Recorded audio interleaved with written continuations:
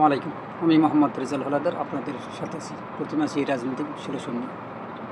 আওয়ামী লীগ নিষিদ্ধের ঝুঁকিগুলো কী, আসুন বিস্তারিত কিছুটা আলোচনা করি।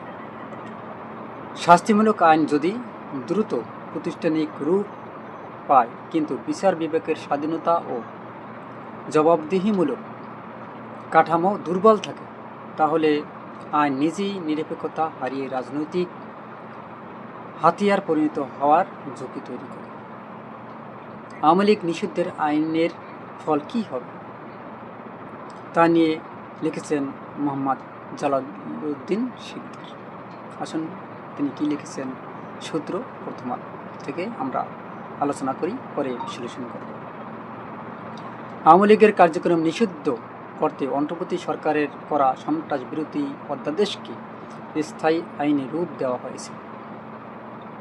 অন্যদিকে দৈনিক প্রথম আলো ৩ এপ্রিল জানিয়েছে, অন্তর্বর্তী সরকারের ১৩৩টি অধ্যাদেশের মধ্যে ১৬টি শিগগিরই অকার্যকর হয়ে যেতে পারে। এসবের মধ্যে বিচারক নিয়োগ, গুম প্রতিরোধ, মানবাধিকার কমিশন ও দুদকের ক্ষমতা বাড়ানোর মতো গুরুত্বপূর্ণ বিষয় রয়েছে। এখন প্রশ্ন হচ্ছে, বিএনপি রাজনৈতিক প্রতিপক্ষকে নিষিদ্ধ করা নাকি রাষ্ট্রকে শক্তিশালী করার এসব জরুরি সংস্কারকে অগ্রাধিকার দেবে? আন্তর্জাতিক মানদণ্ড, দল নিষিদ্ধ কবে, কীভাবে, আসুন তা নিয়ে আলোচনা করি। বিষয়টি সহজভাবে বুঝতে হলে আন্তর্জাতিক নিয়ম কী বলে তা দেখা দরকার। ইউরোপের কাউন্সিল অফ ইউরোপ এর অধীনে ভেনিস কমিশন 2000 সালে একটি গাইডলাইন দেয়, guideline on prohibition and dissolution of political parties and analogous measures. সেখানে বলা হয়েছে, কোনো রাজনৈতিক দলকে সহজে নিষিদ্ধ করা যাবে না। এটি করা যাবে শুধু খুবই ব্যতিক্রম পরিস্থিতিতে, যেমন দল সহিংসতা সমর্থন করে বা গণতান্ত্রিক ব্যবস্থা ভাঙতে সংশোপদ নেয়। শুধু রাজনৈতিক মতভেদ থাকলেই দল নিষিদ্ধ করা গ্রহণযোগ্য নয়। এর দৃষ্টিতে বাংলাদেশের আওয়ামী লীগের ক্ষেত্রে কেউ অপরাধ করলে ব্যক্তিগতভাবে তার বিচার হওয়া উচিত, পুরো দলকে দায়ী করা নয়। আন্তর্জাতিক গাইডলাইন অনুযায়ী দল নিষিদ্ধ হবে একেবারে শেষ উপায়, অটোমোস্ট রেটেন্স বা সর্বোচ্চ সংযম মেনে, নইলে এটি কালেকটিভ পানিশমেন্ট বা সমষ্টিগত শাস্তি হয়ে যেতে পারে, যা রাজনীতিকে একপেশে ও প্রতিশোধমূলক করে তোলে। তাই ভেনিস কমিশন এর organization for security and cooperation in Europe বলেছে, এক্ষেত্রে প্রপোর্শনালিটিস বা ভারসাম্য রাখা, নেসেসিটি অপরিহার্যতা ও জুডিশিয়াল স্ক্রুটিনি বিচার যাচাই বাছাই মানা অত্যন্ত জরুরি। আন্তর্জাতিক উদাহরণ দেখলে বিষয়টি আরও সহজে বোঝা যায়। সব দেশে দল নিষিদ্ধ করলে একই ফল হয় না, কিন্তু প্রায় সব ক্ষেত্রেই এতে বড় ঝুঁকি তৈরি হয়। European parliament briefing on political party bans August 2025 দেখায়, সেখানে দল নিষিদ্ধকে গণতন্ত্রকে বাঁচানোর শেষ অস্ত্র হিসাবে দেখা হয়, সাধারণ রাজনৈতিক প্রতিদ্বন্দ্বিতা সামাল দেওয়ার উপায় হিসাবে নয়। আন্তর্জাতিক অভিজ্ঞতাকে দেশভিত্তিকভাবে দেখলে বিষয়টি আরও পরিষ্কার হয়। অভিজ্ঞতা আমাদের একটি গুরুত্বপূর্ণ শিক্ষা দেয়, তা হলো প্রতিযোগিতামূলক রাজনীতি দুর্বল করে কোনো রাষ্ট্রকে শক্তিশালী করা সম্ভব নয়। বিএনপির জন্য এখানে একটি স্পষ্ট সতর্কবার্তা রয়েছে। নিষেধাজ্ঞাকে যদি স্থায়ী আইনি কাঠামোয় রূপ দেওয়া হয়, কিন্তু একই সঙ্গে বিচার, মানবাধিকার, গুম প্রতিরোধ ও দুর্নীতি দমন সংক্রান্ত সংস্কারগুলো পিছিয়ে যায়, তাহলে তা একটি সংকট সৃষ্টি করবে। জার্মান কি বলছে? প্রথমে জার্মানি কথা ধরা যাক।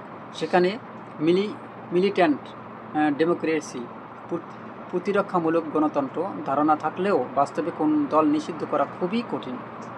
আদালতে প্রমাণ করতে হয় দলটি সত্যিই গণতান্ত্রিক ব্যবস্থাকে ধ্বংসের জন্য সক্রিয়ভাবে কাজ করছে কিনা। শুধু অপছন্দ, ঘৃণা বা অতীতের অভিযোগ যথেষ্ট নয়। ভেনিস কমিশনের গাইডলাইন্স অন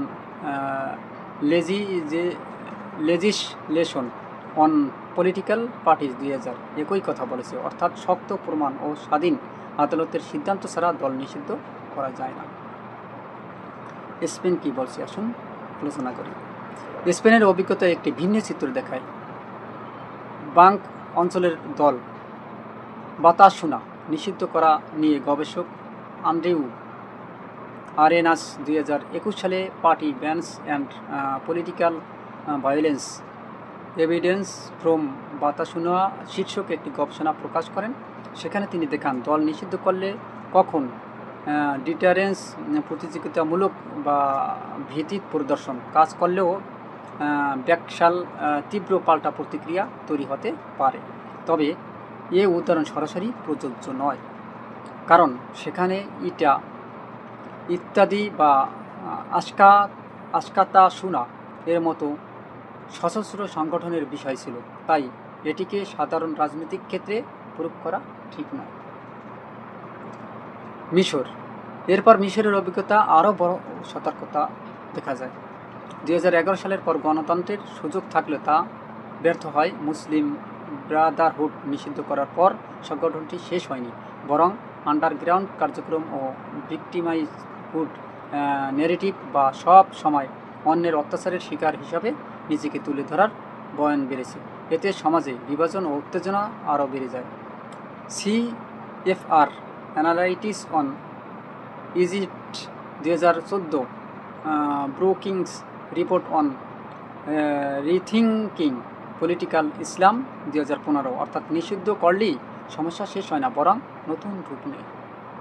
থাইল্যান্ড, সবশেষে থাইল্যান্ডের ঘটনা একই শিক্ষা দেয়। 2024 সালে মুভ ফরওয়ার্ড পার্টি ভেঙে দেওয়ার পর অ্যামনেস্টি ইন্টারন্যাশনাল বলেছে এটি মত প্রকাশ ও সংগঠনের স্বাধীনতার জন্য ক্ষতিকর। ডিপ্রোস মুসেনা Amnesty International 7 August 2024 Human Rights Watch এটিকে গণতন্ত্রের জন্য বড় ধাক্কা বলে উল্লেখ করেছে। Thailand's constitutional court dissolves opposition party Human Rights Watch 2024, এতে বোঝা যায় বড় বিরোধী দল সরালে রাজনীতি দুর্বল হয়ে পড়ে। সহজভাবে বললে এই অভিজ্ঞতা আমাদের একটি গুরুত্বপূর্ণ সতর্ক বার্তা দেয়। একবার যদি পছন্দের না বা ঝুঁকিপূর্ণ বলে বড় রাজনৈতিক দল ভেঙে দেওয়ার সংস্কৃতি তৈরি হয়, তাহলে ভবিষ্যতে যে কোনো সরকার একই পথে ব্যবহার করতে পারে। আজ যদি লক্ষ্য হয় আওয়ামী লীগ, কাল সেটি অন্য কোনো দলও হতে পারে। এ কারণেই বিচার ও নিষিদ্ধকরণ দুটিকে গুছিয়ে ফেললে চলবে না। ট্রানজিশনাল জাস্টিস নিয়ে অ্যানজা মিহর তার regime consolidation and transitional justice বইয়ে দেখিয়েছেন, বিচার, সত্য উদ্ঘাটন ও প্রাতিষ্ঠানিক সংস্কার গণতন্ত্রের মান উন্নয়ন করতে পারে যদি তা প্রতিশোধের হাতিয়ার না হয়। আবার জিওফ ডেন্সি 2025 সালে international journal of transitional justice এর সতর্ক করেছেন, ট্রানজিশনাল জাস্টিস ভুলভাবে ব্যবহার হলে সেটি গণতান্ত্রিক অবক্ষয়েরও কারণ হতে পারে। অর্থাৎ ন্যায় বিচার দরকার, কিন্তু সেটি এমনভাবে দরকার যাতে তা ভবিষ্যৎ গণতন্ত্রের ভিত্তি শক্ত করে, দলীয় শত্রুতায় পাকাপোক্ত না করে। তারপর 133 অধ্যাদেশের ভেতর আসল প্রশ্ন। বাংলাদেশ বর্তমান রাজনৈতিক বাস্তবতা তর্কের দ্বিতীয় অংশে আরও গুরুত্বপূর্ণ দিক হলো অন্তর্বর্তী সরকারের জারি করা 133টি অধ্যাদেশের মধ্যে কোনগুলো কার্যকর থাকবে এবং কোনগুলো বিলুপ্ত হবে। প্রথম আলোয় প্রকাশিত প্রতিবেদনে দেখা যায় বিচার বিভাগের স্বাধীনতা, মানবাধিকার সুরক্ষা এবং জবাবদিহিমূলক শাসন ব্যবস্থা গঠনের সঙ্গে সংশ্লিষ্ট গুরুত্বপূর্ণ অধ্যাদেশগুলো, যেমন বিচারক নিয়োগ প্রক্রিয়া, স্বচ্ছতা, সুপ্রিম কোর্টের প্রশাসনিক স্বায়ত্তশাসন, গুমকে কন্টিনিউ অফেন্স বা চলমান অপরাধ হিসাবে বিবেচনা, মানবাধিকার কমিশনের তদন্ত ক্ষমতা বৃদ্ধি এবং দুর্নীতি দমন কমিশনের ক্ষমতা সম্প্রসারণ অনিশ্চিত অবস্থায় রয়েছে। অর্থাৎ যে সংস্কারগুলো রাষ্ট্রের নৈতিক ভিত্তি ও প্রাতিষ্ঠানিক সক্ষমতা শক্ত করার জন্য অপরিহার্য, সেগুলো কার্যত অগ্রাধিকার তালিকার বাইরে সরে যাচ্ছে। এই পরিস্থিতিতে যে বৈপরীত্যতার স্পষ্ট হয়ে ওঠে তা কেবল নীতিগত সীমাবদ্ধতা নয়, বরং রাজনৈতিক অর্থনীতির দৃষ্টিকোণ থেকেও গভীর তাৎপর্য বহন করে। একদিকে প্রতিপক্ষ নিয়ন্ত্রণ বা সীমাবদ্ধতা করার লক্ষ্যে শাস্তিমূলক আইনের প্রতি আগ্রহ বাড়ছে, অন্যদিকে আইনের শাসন, প্রাতিষ্ঠানিক দক্ষতা ও দীর্ঘমেয়াদী শাসন ব্যবস্থার উন্নয়নমূলক উদ্যোগগুলো স্থগিত বা দুর্বল হয়ে পড়ছে। এ ধরনের প্রবণতা থেকে অনেক গবেষক পিউনিটিভ গভর্নেন্স জনগণের নিয়মিত ভয় দেখিয়ে বাধ্য করার শাসন হিসাবে ব্যাখ্যা করেন। যে কোনো রাষ্ট্র নির্মাণের চেয়ে রাজনৈতিক নিয়ন্ত্রণকে অগ্রাধিকার দেওয়া হয়। এর ফলে আইনের বৈধতা এবং জনগণের আস্থা দুটি ক্ষতিগ্রস্ত হওয়ার আশঙ্কা তৈরি হয়। এই প্রেক্ষাপটে একটি মৌলিক তাত্ত্বিক প্রশ্ন সামনে আসে: বাংলাদেশ কি ধীরে ধীরে নিয়মভিত্তিক শাসন ব্যবস্থা বা রুল বেজড গভর্নেন্স গড়ে তুলছে, নাকি ক্ষমতা কেন্দ্রিক শাসনের যে পাওয়ার বেসড বা গভর্নেন্স দিকে ফিরে যাচ্ছে? প্রশ্ন আপনাদের কাছে। সুপ্রিয় দর্শক, অবশ্যই আপনাদের মতামত কমেন্টে জানান। আসলে এই যে বর্তমান এখন যে সরকার, তারা কোন দিকে যাচ্ছে? আসলে কি স্বৈরতন্ত্রের দিকে যাচ্ছে, না বাংলাদেশের মানুষের যে যে চাওয়া পাওয়া, যেমন গণভোট, ভোটে দেওয়া, তাদের যে গণভোটের ভিত্তিতে যেগুলো প্রশ্ন ছিল, অর্থাৎ সংবিধান সংস্কার করা সহ সমস্ত কাজকে প্রাধান্য দেওয়া? আসলে অবশ্যই আপনাদের মতামত কমেন্টে লিখুন এবং ভিডিওটি ভালো লাগলে RS বাংলা নিউজ 24-কে সাবস্ক্রাইব করুন, লাইক ও শেয়ার দিয়ে সবাইকে দেখার সুযোগ করে দিন। সে পর্যন্তই। আসসালামু আলাইকুম ওয়া রাহমাতুল্লাহি ওয়া বারাকাতুহু।